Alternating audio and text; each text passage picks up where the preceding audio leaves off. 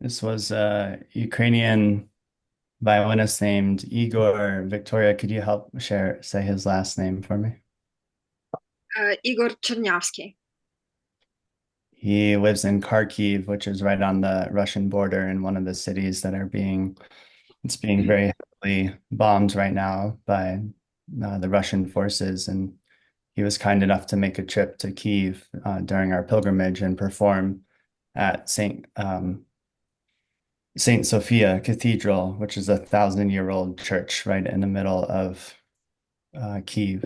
And he played for about 90 minutes, and it was really more of a spiritual um, experience, a spiritual journey. Um, yeah, very much felt like um, the whole country was playing through his music. So I was grateful to be able to share that with all of you to start our call. I'll kick it to you, Forrest. Yeah, thanks, Tucker. And thank you all for being here. I notice as I am coming into this call and listening to this music, there's subtle shakiness, maybe not so subtle shakiness in the physical body for me. And I just want to name that because it's here and it's happening. Feels to me, it really gets me in contact with how important this conversation is and how important it is being in relationship with what we're exploring here together.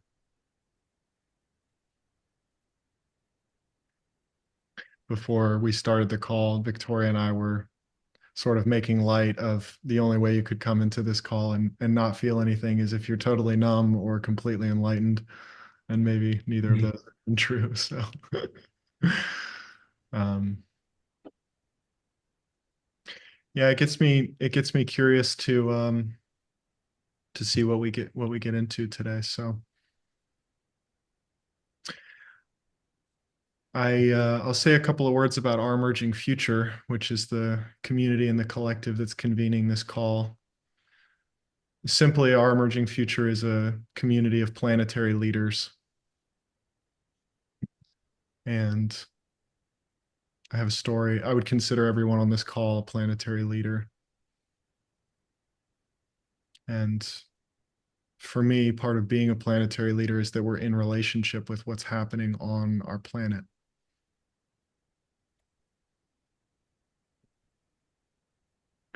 And we can do that through conversation, through all kinds of explorations. And here in this call and in this community, there's also an invitation to feel,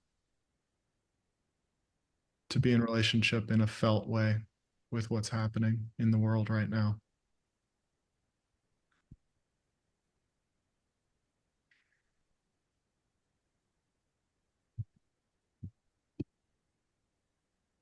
So I just want to invite you all to take a breath and open up to be in contact with what's happening right now.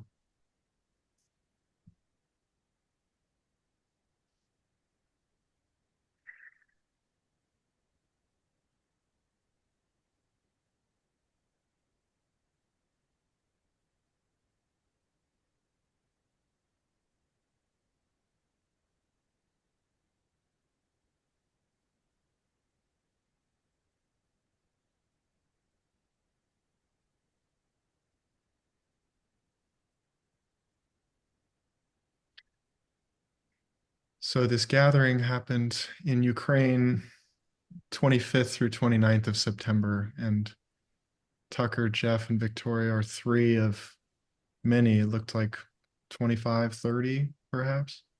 Yeah. They came Yeah. to this gathering, and um, I had a personal interest in hearing from Jeff and Tucker and Victoria about the experience, and a strong sense that other people might want to hear as well. So an impulse showed up to convene this call and debrief and unpack and further integrate and explore what's happening in Ukraine right now. So I want to welcome you all, Jeff and Victoria and Tucker, with a hand on my heart. It's an honor and a privilege to have you here. Thank you. Thank you, Forrest. It's really appreciate you call organizing the call, and also just welcome some of our other pilgrims here who are here, Marianne and Margot and Evo and Earl and maybe some others on the call. So just happy to have you here too.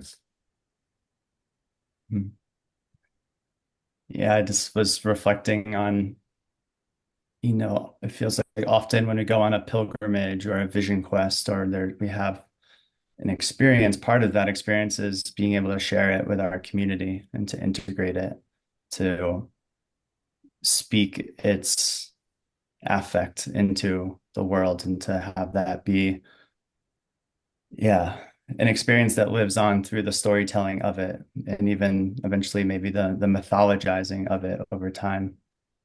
So it feels really meaningful for me to be here and to have the opportunity to live in the experience again as we'll speak to it together for the next 90 minutes or so.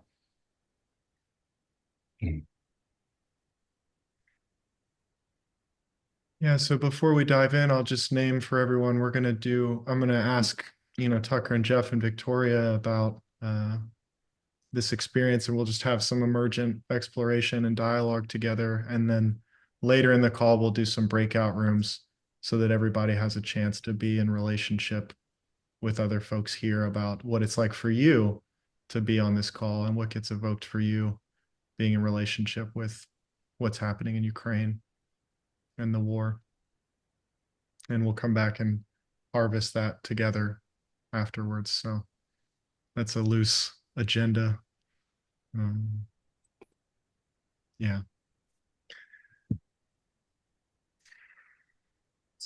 Okay. So I'm curious, Tucker, my attention's coming to you first, and I just want to invite you to bring us into your world a little bit more. What's it like for you on the other side of this experience, having gone to Ukraine, having been in a war zone, and being back in the United States now? Just if you could bring us into your world a little bit, how is this for you? Sure.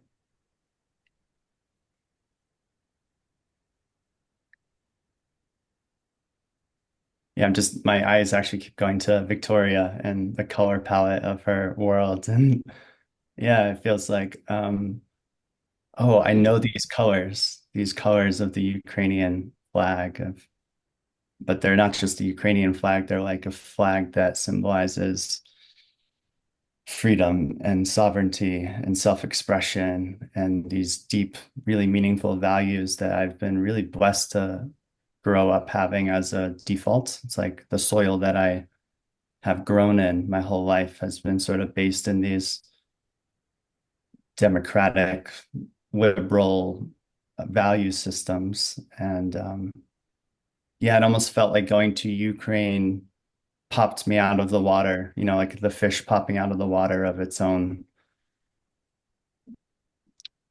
privilege in a lot of ways, and being able to connect and fall in love and deepen into intimacy with the very thing that um, was the soil that created me, in a sense, like the conditions of life that allowed for me to be me, got to then experience what it was like for people who are fighting and dying and living fully to protect and really cherish and celebrate and create art and beauty, and to invite others into the home of this value system, this set of, it's like very tangible for me. It doesn't feel philosophical. It's like when I kind of keep going like this because I almost feel like I can feel them. It's like they're like on the tip of my skin, or I can taste them in my mouth almost.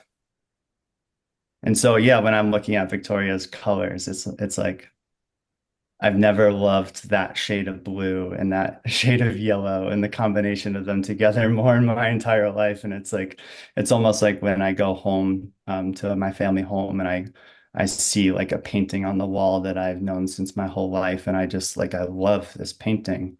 And if the house was burning down, I would run inside and grab that painting off the wall, because it's so much more than just a painting. It's everything that it means to me. And I feel like Ukraine has become that for me, but it's not a painting. It's friendships. It's real people that I love, that I'm in direct relationship with. It's not an abstract love, unconditional love. It's a love that actually has conditions. It's like a love that is conditional on me showing up for them and being in relationship and going through life experiences together that shape us and make us. So yeah, mostly I'm just loving Victoria right now. I'll end there.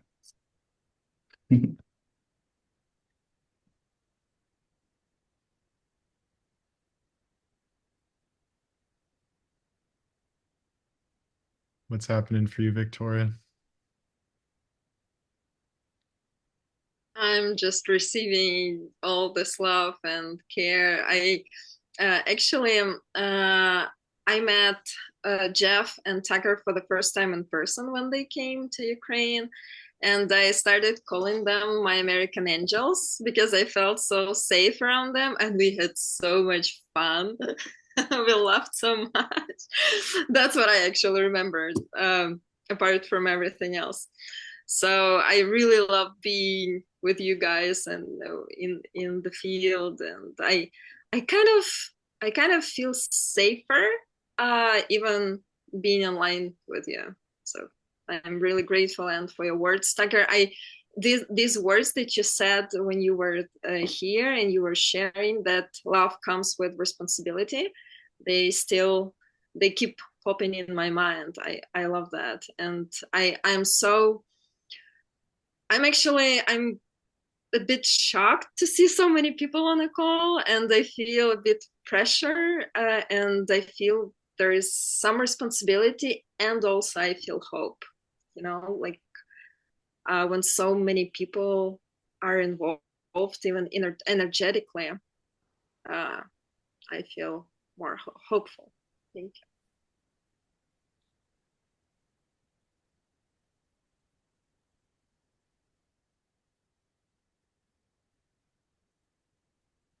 Yeah, no, now I'm with the phrase of love comes with responsibility. So I'm curious. Maybe we'll end up teasing that out more. And Jeff, I'd love to welcome your voice in. What's happening for you? Yeah, thank you, Forrest. I see Yaroslav here. Hi, Yaroslav.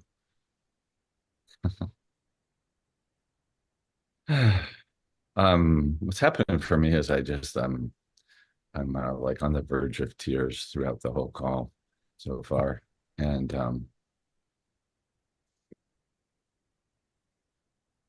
just from the music and seeing everybody and hearing feeling your heart, both of you. Um,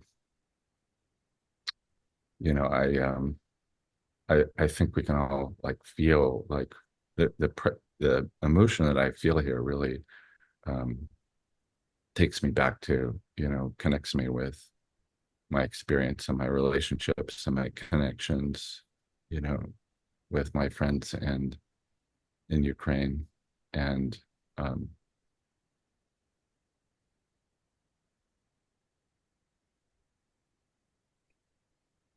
I think this is really yeah, it's really I don't know else to say it because I'm in it and speaking from it, not about it. Um, that it was really life changing to go on this pilgrimage and this journey, and which I would say for those of some of the folks on the call were organizers of it, so not, and both pilgrims and organizers, and Evo is here on my other page that I can't see right now over here, and just really, I just want to acknowledge and really appreciate the intelligence and the design and the effort that went into this journey that we went on. And if there's another one at some point, I would just hope you all could go. It was a really deep exploration of multifaceted emotional, relational, cultural, philosophical exploration of this um, of what's happening in Ukraine, but also it was framed as a kind of something like if you want to go to see to explore the emerging future, go to its edge, go to where it's unfolding, and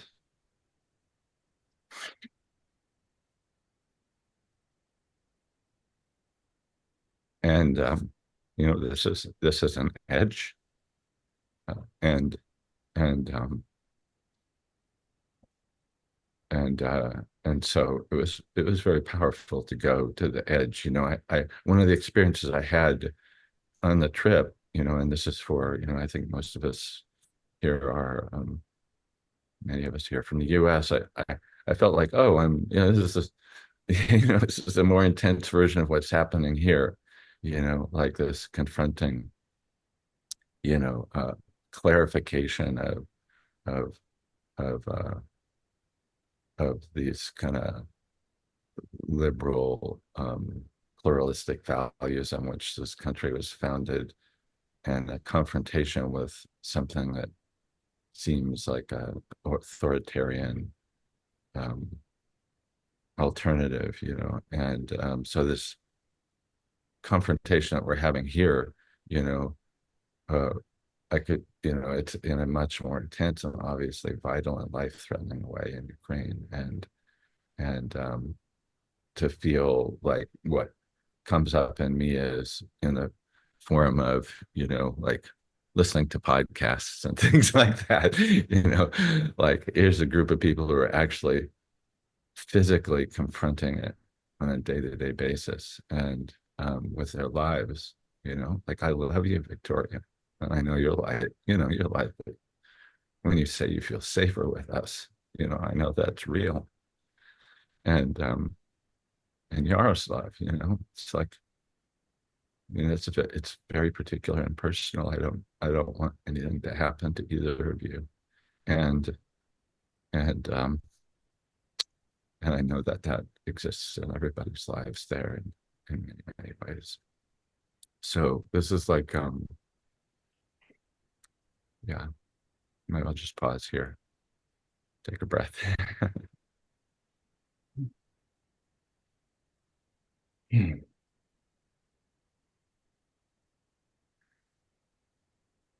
Forrest, can I share a little more context on the gathering? Yeah, so it was called the Emerge Ukraine Pilgrimage. And so Emerge is a Scandinavian European-based organization in the meta-modern kind of liminal web integral space. And Evo was one of the core organizers. So really big round of gratitude. I think that this has been over 2 years in the making.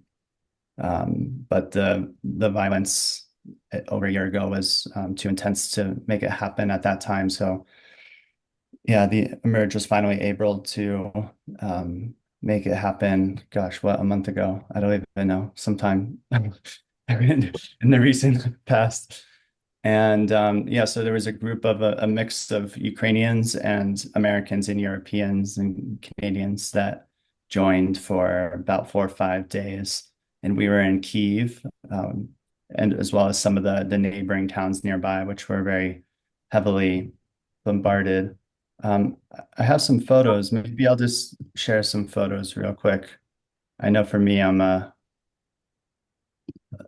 visual person. Let's see if this works. Can you all see the photo of the sunrise? Okay. So yeah, to get into Kyiv, you have to take a bus or a train from Poland. So this is the sunrise after an overnight bus. And then this is me seeing my friend Victoria. She picked me up at the bus station. So Victoria and I have known each other for a couple of years now, and we've been having really beautiful phone calls and Zoom calls. Forrest introduced us to each other, and we developed, yeah, a really beautiful friendship. And but this is my first time meeting her in person. On the first day, Victoria brought me to the local subway station, which also is the bomb shelter. So when the air raid sirens go off, you can go underground into these tunnels to stay safe.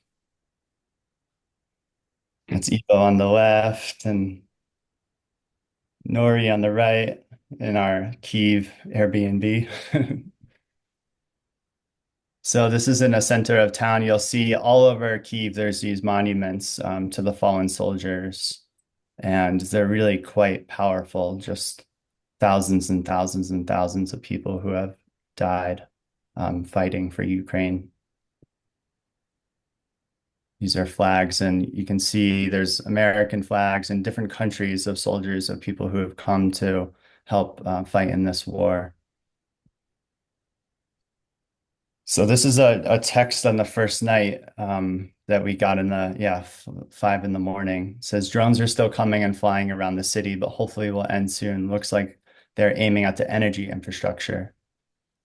And so Jeff went, he was staying at a hotel and he went into the bomb shelter in the hotel. And then I slept through the air raid alarms. I wore earplugs and woke up the next morning to this sunrise view, which is just Kyiv is stunningly beautiful. So many different types of architecture. The next morning we were on a walk and I came across the air raid sirens started to go off. I hope that the sound plays. Let me know if it does.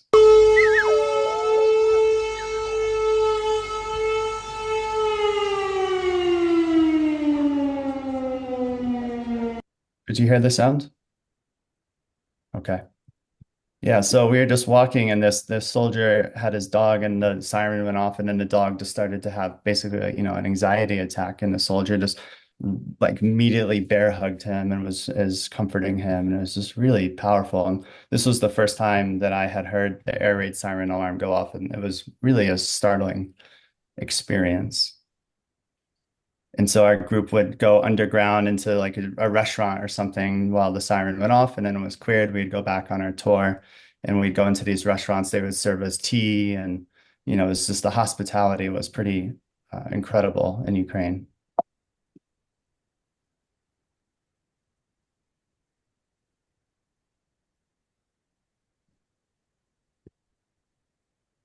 One of the things that was just so special about, for me, I went to art school. I'm a filmmaker and a photographer, and yeah, just the way that Ukrainians are taking artifacts of war and preserving them and making them into these really powerful art installations. So this was part of an energy factory in a different part of Ukraine that was bombed, and they just brought this giant chunk of it into the middle of one of the most hip and popular areas in Kyiv and created this really powerful art installation.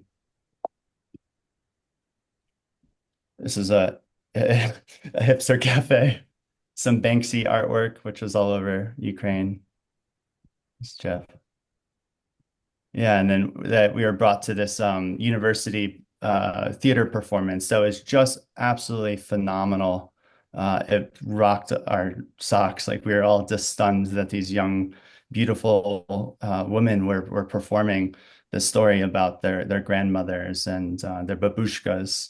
And my grandmother is actually Ukrainian, and so it was it was very special for me to be a part of this experience. This is me getting married too. Oh, that's okay. Don't worry about it. This is one of the bombs outside of Kyiv that was bombed. It was actually bombed by Ukrainians in order to stop the Russians from advancing. And yeah, they what the Ukrainians did is they decided to build a second bridge to the left in order to, you know, restore the road, but they kept this bombed out bridge again as a reminder of what happened there and to yeah, to preserve it as to not hide from the realities of war and what is happening by the Russian forces. And then all of these cars that were bombed in this town, and you can see bullet holes in them. They piled them all together and created this again this really powerful art installation. It was just breathtaking and haunting.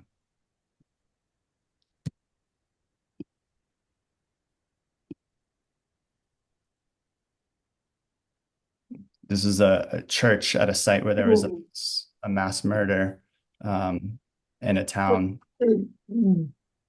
Sorry, I think Giorgio, if you can mute.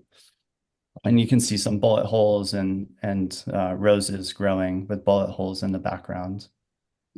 So just the contrast of beauty and horror, and the horror of the beauty and the beauty of the horror, it was just overwhelmingly powerful. I'm gonna go through these a little faster. Some more Banksy artwork.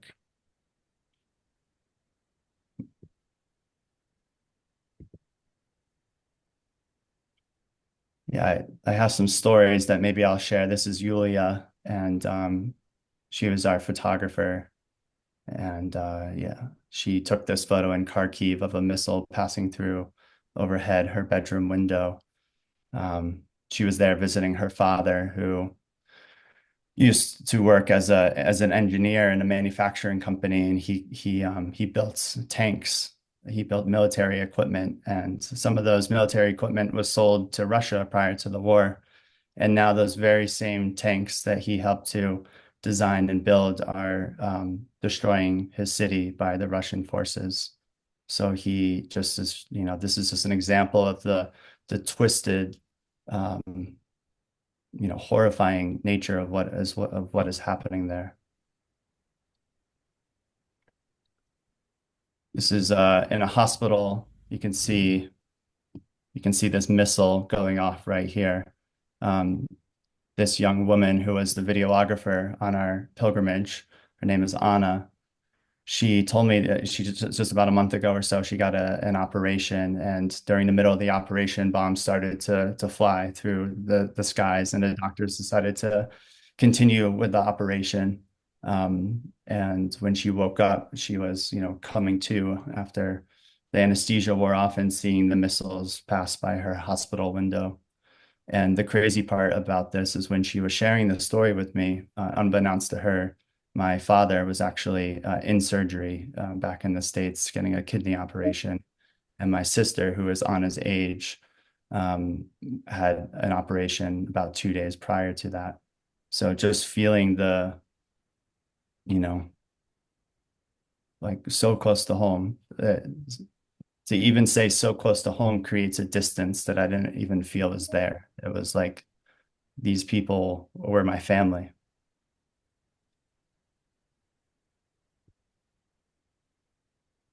I'm just gonna play this short clip. I was in this church here and kind of wandered off by myself away from the group, and I went into this really beautiful building where a group of a chorus was playing. They were practicing. They weren't performing. There was nobody else in the room, and all of a sudden the air raid sirens kind of went off, and the group just continued to play. It might be hard to hear the air raid sirens in the background, but just the contrast of, again, the war and the beauty all happening simultaneously.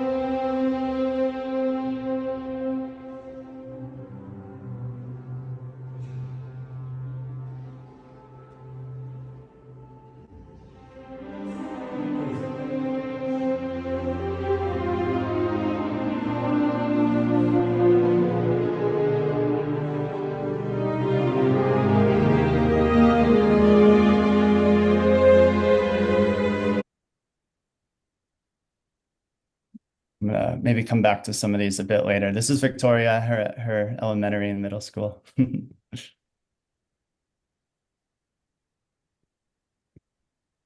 This is our group on the final day saying goodbye. I'll stop for there.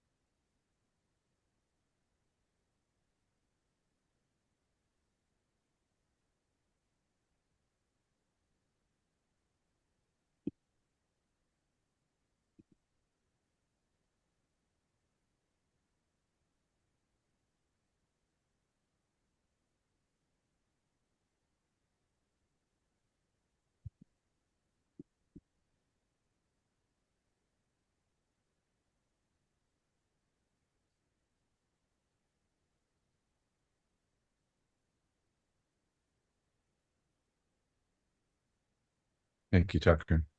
Really, that was beautiful. Lovely to see those pictures.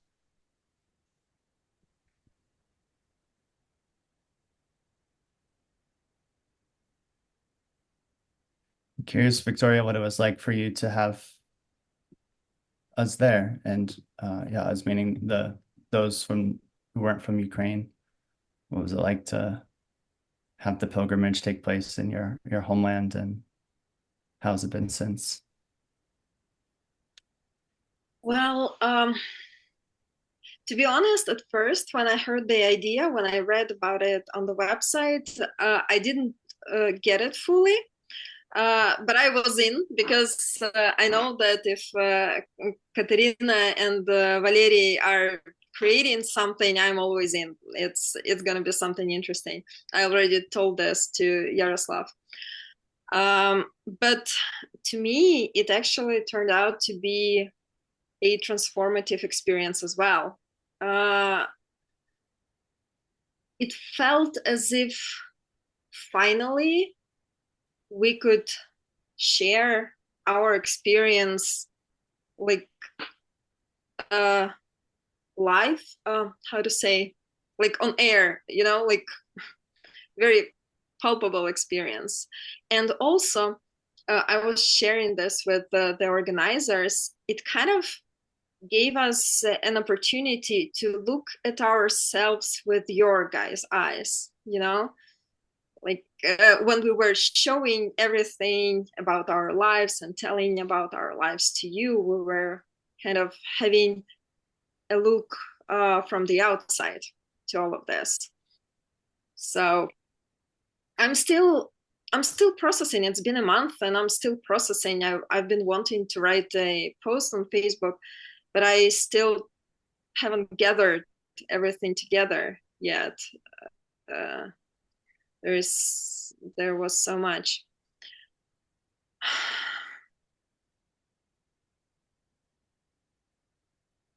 Yeah, I guess that's what I have to say for now. And maybe I'll share more later. And I wanted just to give a bit more context that I was born in Kiev and I live near Kiev in the suburbs. I've been here since my town, Hostomel, was under Russian occupation for a month. I managed to flee on the first day and I avoided occupation, but Russians entered my house several times, stole some stuff. But I am lucky that I have my house, and I came back in June when they restored electricity. And since June 2022, I'm here, and I traveled a bit, but I've been here. I've been with my nation, as loud as it sounds. And we were sharing with the others in the group that to some of us it feels as if we are holding space for Ukraine, or holding field, whatever it is called, that it is important for us, well, for me, to be here. Yeah, that's it for now. Victoria, why is it important for you to be there? To Can hold you this share? field, to hold Yeah. this field. Yeah. Yeah, that's what I was like, you know, recently I saw in the news, I saw it before and I saw it again. There are girls, women in Bucha. You've been to Bucha, you already know that it's my neighboring town. So there are women in Bucha who are who have normal jobs during the day, and during the night they work, they help take down drones and missiles. They're called Ukrainian witches, I think, or witches of the night, something like that. Their battalion. And I saw this on the news, and I was like, I felt ashamed that I'm not with them. Actually, I was like, these girls are literally protecting me during the night when I'm like the explosions that I'm hearing. They are doing this, and they are moms. They're not military women. They're just as normal people as you and me. But at the same time, I was saying to myself that I'm also doing an important job here, holding people and holding the field and doing what I can in my field. So that's what feels important. Somebody has to be here to hold this space. Yeah, because if everyone leaves, there won't be country anymore. There won't be anything to defend, right?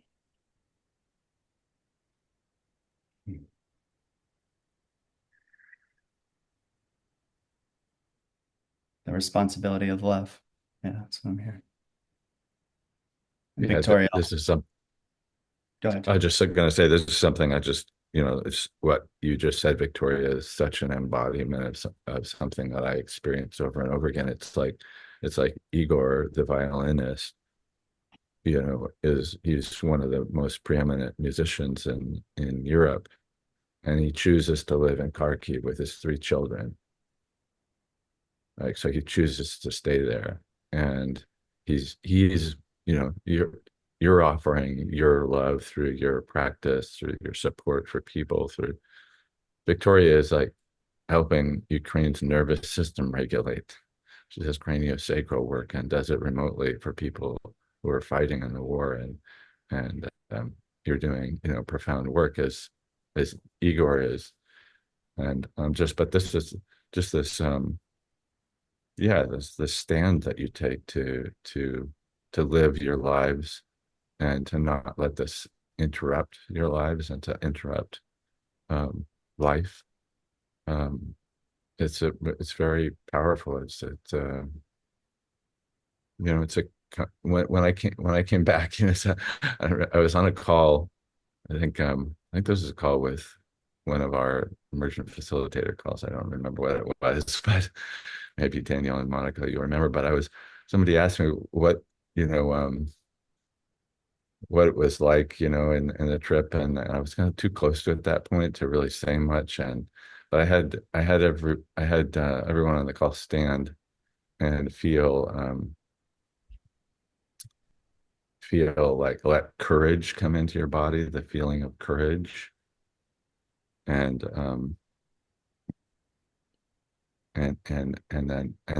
add to that the feeling of like mental toughness, like you'll do whatever it takes, and then like a little bit of defiance. And I just had people just feel all of that in their body, and I said, that's what it's like to be Ukrainian.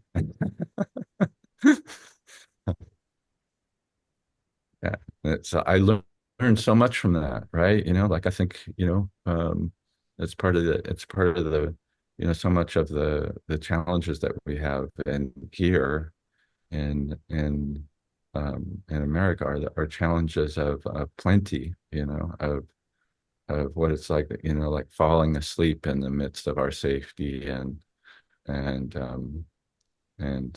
privilege. Not that we're all living in that kind of circumstance, but it was a real awakening to me that we really do have to we have to defend, what's right and good and true and beautiful, and that's part of our responsibility. And yeah, and to bring our energy to life in the way you all are. I want to add just one ingredient, or maybe to your to the cocktail Please. that you named. You really need to add there deep exhaustion, Mm. because that's actually what I was feeling, have been feeling in the morning now, whenever I'm connecting to my body, especially after several nights of bombing or explosions. Mm. I feel so exhausted, and I believe that most of us do if we let us feel, because Yeah. I really believe that, well, we are culturally dissociated from our bodies, and war also adds to that. And I believe that some people cope with it just by dissociating and jumping into action, and they just run and run and do whatever it takes. But knowing how psychosomatics works, I'm afraid that right after the victory, there will be a lot of illness, sickness, like people will be letting it out of their systems if they hold on for too long. So my path here is choosing to feel, choosing to be with my body. But sometimes I question this choice because it's really hard. It's bloody hard. And this morning I felt it so much. I was exhausted and angry, and I even wrote this little speech, and I thought that I would be showing up as exhausted and angry. But during the day, I did some practices and kind of calmed down a bit, and then I saw you guys, and then I again started smiling and all of that. But now that you were mentioning this what it takes to be, what it feels to be a Ukrainian, I would really add exhaustion to that. Yeah. Thank you. I was going to add an ingredient as well, and it makes perfect sense when it's paired with exhaustion, which is bluntness.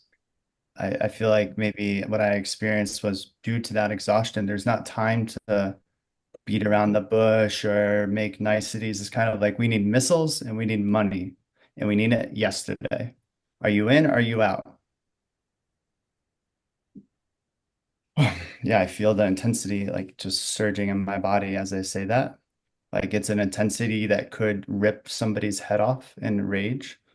But if it's just slightly redirected, it could lead to like this immense clarity and courage. And I feel the Ukrainians that I was in relationship with, like Victoria, are just embodying that so exquisitely, like masterfully for all of humanity, not just for me. This is like, it was like the whole universe was learning about itself through being in relationship with Ukraine.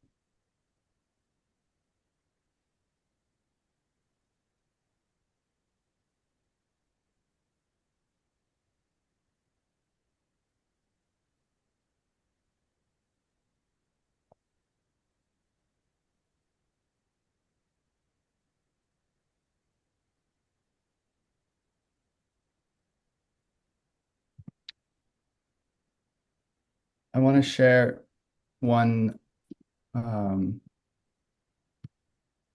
diagram, this one. Ukrainians around the world, we have a war to win. Ukrainians are bees. Bees won't sting you unless you threaten them. They'll even share their honey. Bees work. Each does their own job. No orders, no instructions. Bees that are defending their hive need no hierarchy. Each takes responsibility and is very effective. If you're a bear, sticking your claws into a beehive is a bad idea. Bees thrive in open fields of yellow sunflowers under a big blue sky. Mm.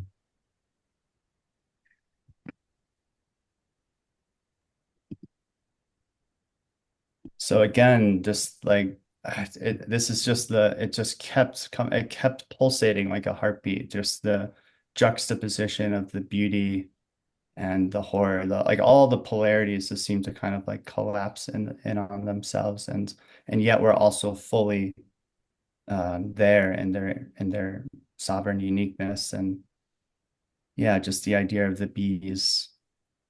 Um,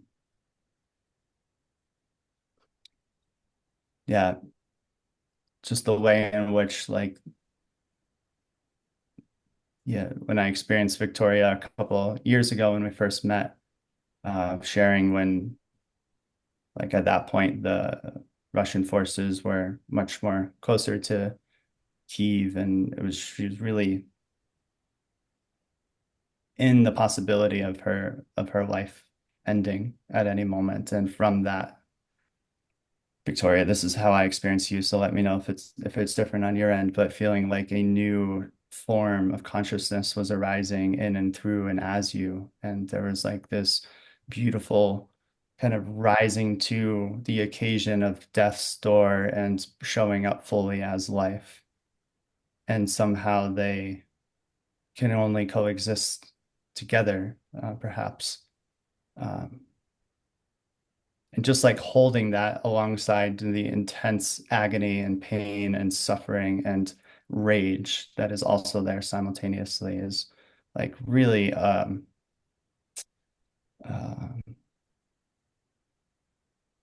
yeah, it's like a triathlon for the soul to try to hold all of that.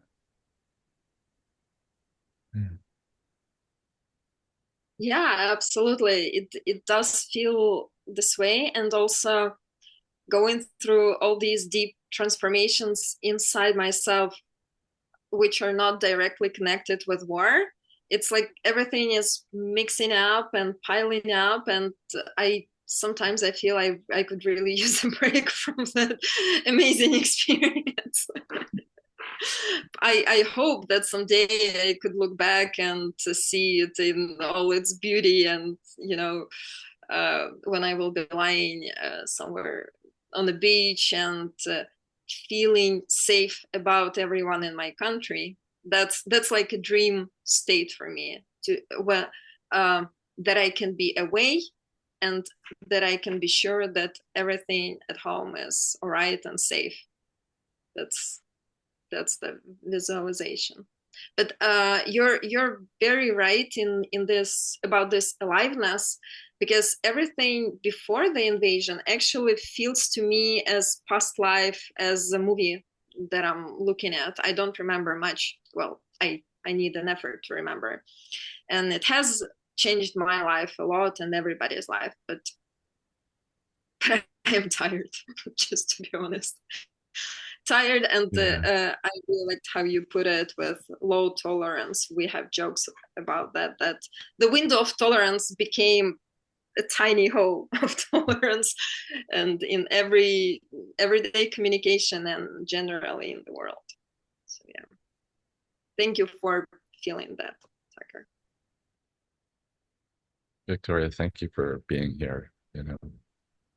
I wanted just to relax, and there's nothing we need right now from you. I'm just happy that you're here. Thank you.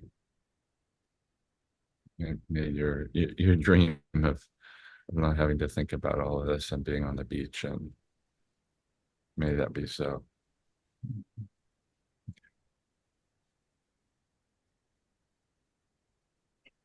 Yeah, so many for all of us. So many places in the world where this is the dream. So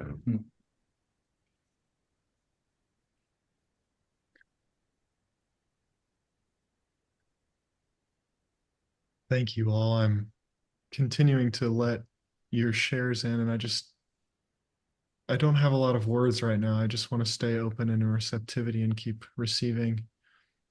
And I also feel like this is a nice moment that we might put everyone in breakout rooms and give you a chance as a group to be in relationship with each other. We'll do rooms of 3 or 4 people for 12 minutes and give you a chance, give each of you a chance to share what's happening for you, what it's like to be here, hearing from Tucker and Jeff and Victoria about their experience and what's being evoked in you in this moment.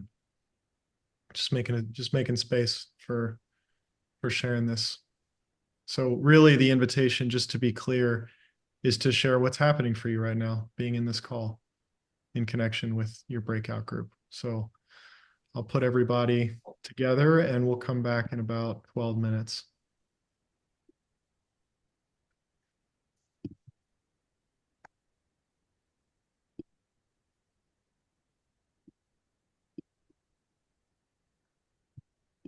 Jeff, do you need to go too?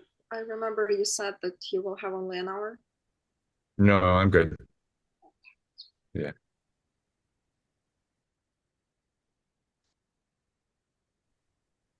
Okay. I've got them set up, so enjoy everybody. We'll see you back here in 12 minutes.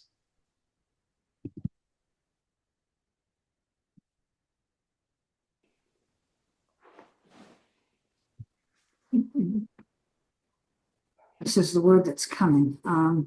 Doesn't joy, life, it's alive. It's alive in such a powerful, both negative and positive, such a powerful way. And I would like the whole world to not have so much of the negative, but all of the positive. And I know that might not be possible, but that's what I would like. I would like the world to have what I saw in Ukraine, what I felt in Ukraine, what I heard, what I touched. Everybody.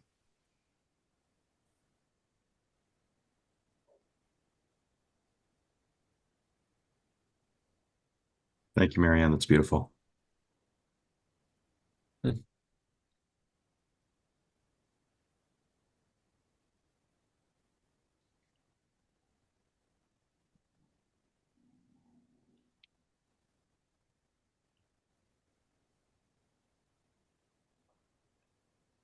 I'm trying so hard not to talk, but I have so much.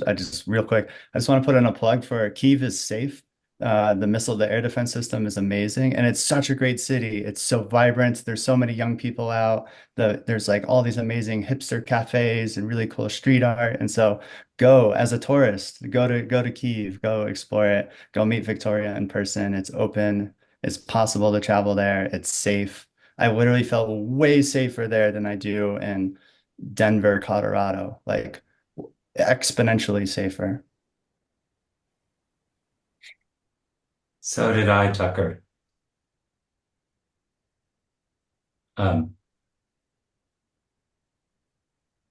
There's so much I can say, but I'm just going to say one thing. Going to Kyiv and going to Ukraine felt like coming to the edge and being initiated into the next chapter of life and what life's asking of me. I think sometimes we need to go to the edge to be able to find what it is that's we're being called to.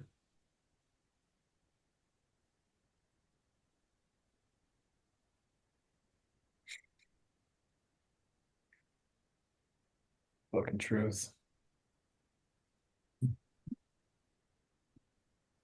Dana, it's wonderful to hear you say that. I was fortunate to be in the room with Dr. Hendricks and Yaroslav when we were talking about the value of going to see it with your own eyes in person and how that's very different than seeing it on the news or seeing, whatever like that feeling you get when you're there to see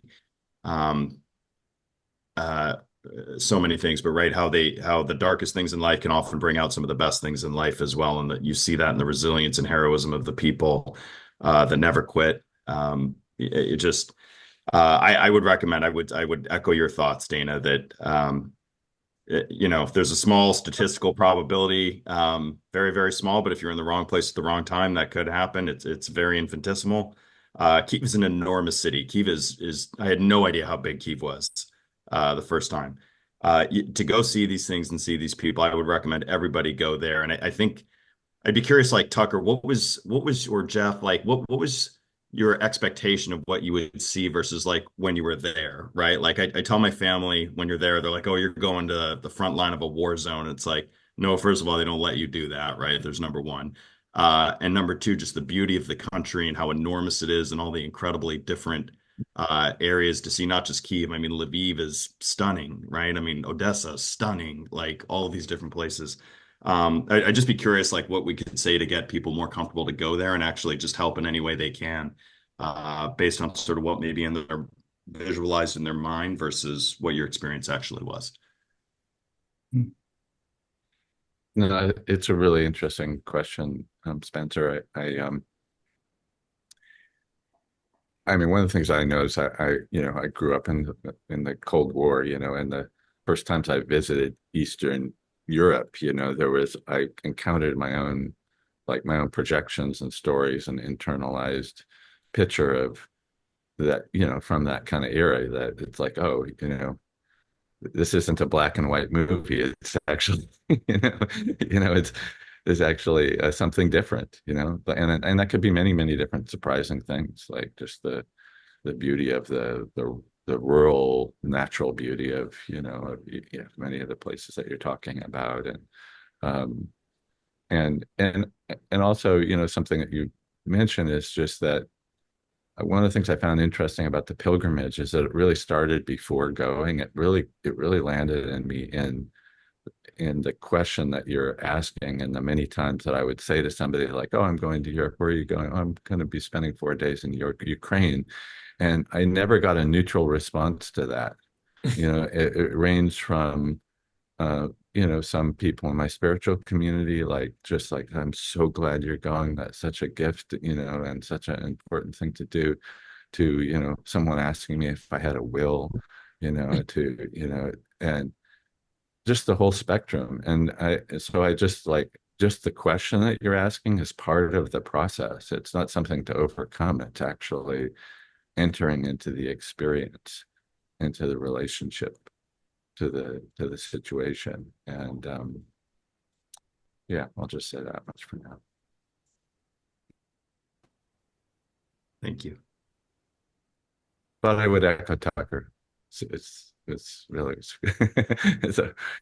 I loved Earl, who's on the call. We were walking one night and we were talking about Kyiv, and I think, Earl, you said it feels very comfortable and familiar. And another expression that I heard was like on a human scale. And one image, I remember we were walking back from some event late at night and just walking through the streets in a city, and we walked by this little park that wasn't well lit, but it was full of like teenagers hanging out, kind of talking quietly, and just like, here you're in the middle of a city and it's just like people living their life. There isn't like threat or a lot of noise or chaos. It was just like people, like kids hanging out in the park, smoking cigarettes and talking or whatever they were doing. And it just felt very comfortable. Like I could go sit in that park while those kids are hanging out. And I don't feel that way in a lot of places. It felt very, I imagine that is in part the situation with the war, where there's so much sense of we all have to be here and pulled together. And anyway, I'll stop talking so others can. We had such a great breakout group. It was really helpful to talk to the people I was talking to. I didn't have any physical fear for some reason. I was glad to have the invitation to show courage, because you really don't have that much in the West. You don't have that many chances. But there was a lot of challenges in the emotional and mental world. And I really felt we talked about, how do you hold the horror into beauty? the horror and the terror and the beauty at the same time. And that's a subtle or higher than subtle capacity. And that's what I think we were able to give the opportunity to do there. And that's a big deal, because as I actually work with structures too, but how do we structure something that allows the capacity to hold that is something that I think is emerging in humanity. The willingness to hold that is really, really a big deal. So thank you for that.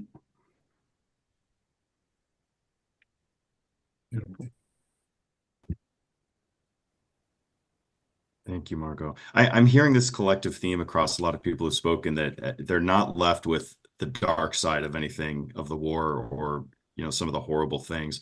What they left that country with was the exact opposite, which sounds like light and inspiration from the likes of Victoria, right, and the likes of Yaroslav. And Victoria, I know for a fact, they don't just hand out those flags in your background on your wall there for nothing, and you don't buy those at a store. You have to do some majorly positive work for a specific unit to get a flag like that signed by all the members of the team. And just you won't find a brighter, more inspiring place on earth. I know it sounds totally ironic, but anybody who made the pilgrimage and has been there, that's what I'm hearing is a collective theme, and it's remarkable. So thank you all for having the courage to go and continue spreading the word and helping. I'd just add that I don't know if that I totally agree with what you're sharing, and that doesn't negate or eliminate the horror and the evil. Like, really, that word evil actually feels a lot more real after Ukraine.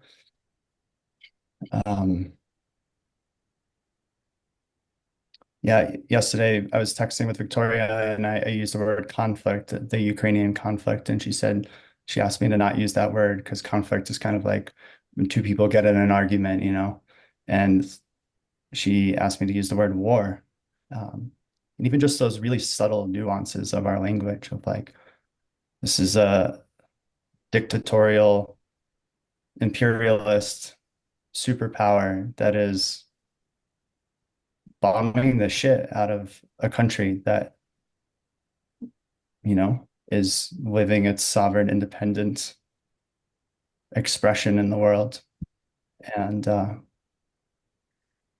yeah, I find it very challenging right now to be in relationship with that in the context of American politics, given what's happening in Israel and Palestine, how complicated, messy, and murky, and the history, it's very entangled. And it just feels like there's the Ukraine-Russia situation feels different in many, many ways.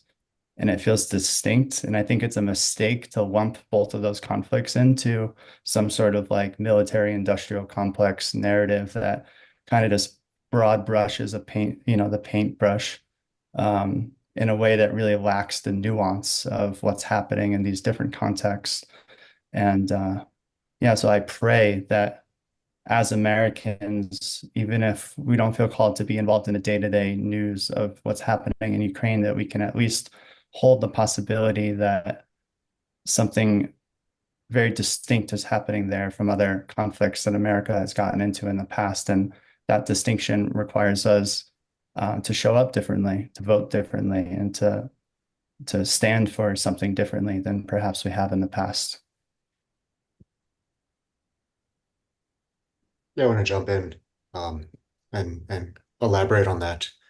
One of the speakers talked about this invasion is part of like I guess a track record, like a history of what they called negative sum games. We're used to like a zero sum game where like somebody benefits, somebody loses, or like positive sum games where like both sides benefit. But in some ways, the invasion was like, well, it's gonna hurt the invader, but maybe it'll hurt other people more. And yeah, I mean, I'm also kind of being in postmodern circles, I'm reluctant to apply the label evil, but that's as good a definition of evil, as any. We're used to seeing it with like internet trolls, people who are unhappy and try to spread that unhappiness, but to see it at a kind of national scale, or like at the level of like international like relations, was really it was really disturbing, to see that there may not be any particular benefits to long-term benefits in terms of the invasion, but really just creating havoc, creating disruption. Yeah, that was pretty impactful for me.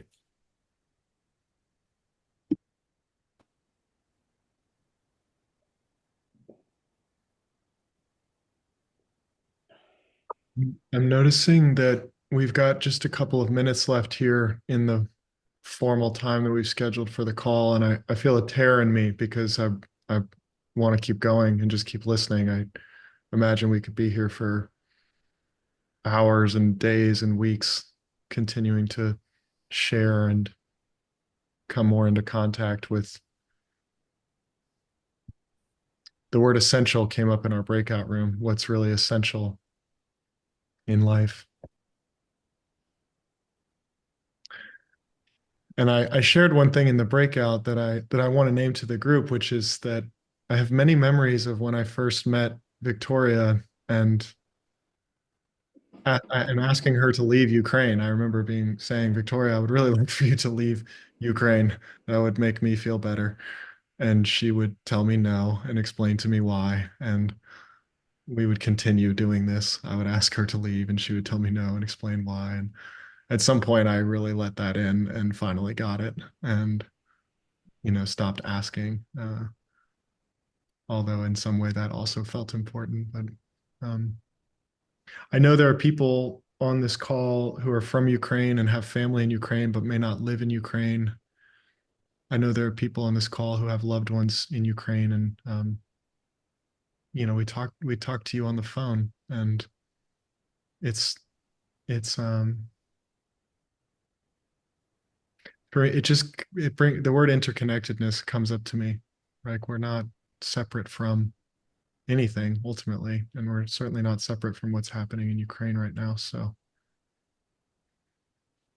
I just want to name this. And so we have a minute left, and I'll keep the room open for a while. We can do some after flow, after hangout and continued shares unofficially. But before we do that, I just want to check with Victoria and Jeff and Tucker and see if there's anything you want to share before we conclude for today. Yeah, thank you, Forrest, and thank you, everyone. I have to jump off because I have a hard stop here. So I just want to say thank you, and that it's really important that we do everything that we can to help Ukraine win the war. It's a fight not just for their own sovereignty, but also a fight against tyranny and imperialism. And I offer that just as from my own heart, for however you want to take that. But I thank you so much, and offer so much love to my friends here, and so I'm going to step off. But thank you so much. Bye. Thanks, Jeff. Thanks, Jeff. Thank you, Jeff. I'll just add to Jeff that one part of the war is a literal culture war. We use that term a lot here in America, but in Ukraine, Ukrainian culture is being intentionally targeted by Russia to try to kill the language, kill the history, kill the art, kill the theater, the music. And so my invitation, in addition to writing letters to support the Ukrainian war, is to also support and lift up Ukrainian culture, Ukrainian art, Ukrainian beauty. Listen to Igor's music, or take in maybe we can share some links after the call. Yeah. Just a moment to Good. be with Yeah. the beauty of Ukraine.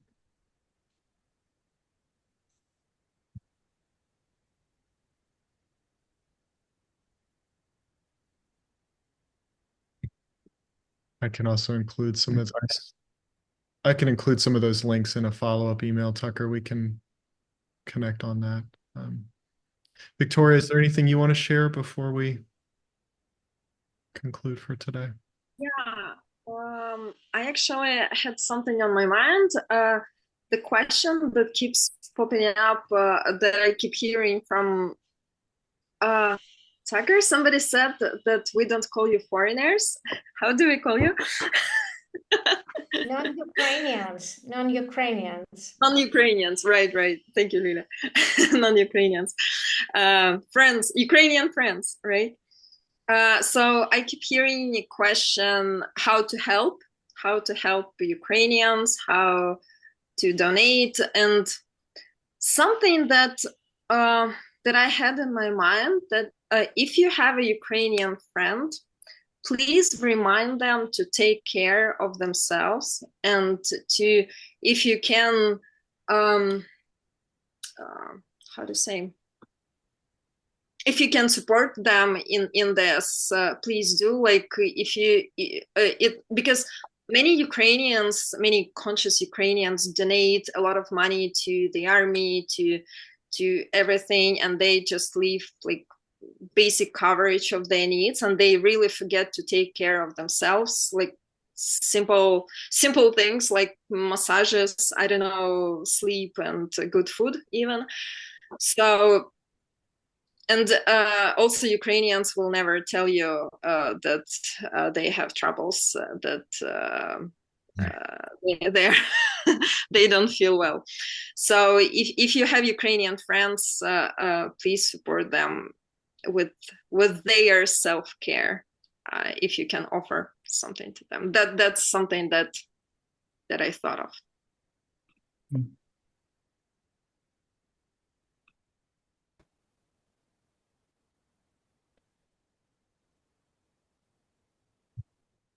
Okay.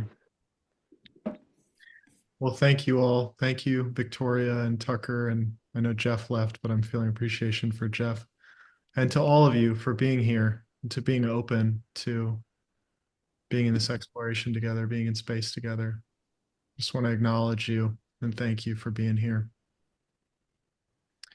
And yeah, I'll officially end the call now, and I'll also leave the Zoom room open for a few more minutes if you want to make your way out slowly.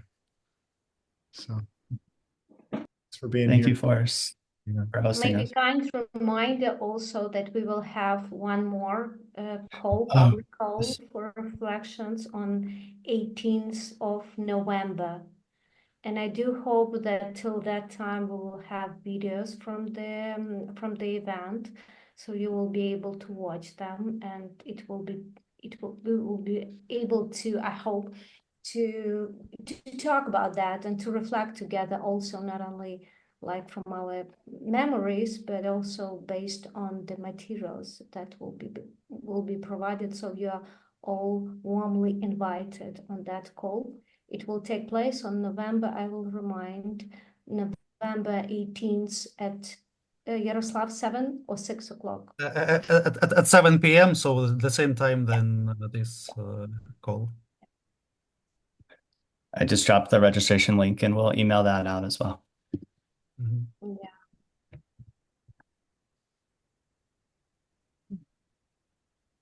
Thank you, everyone. Bye-bye. Thank you all.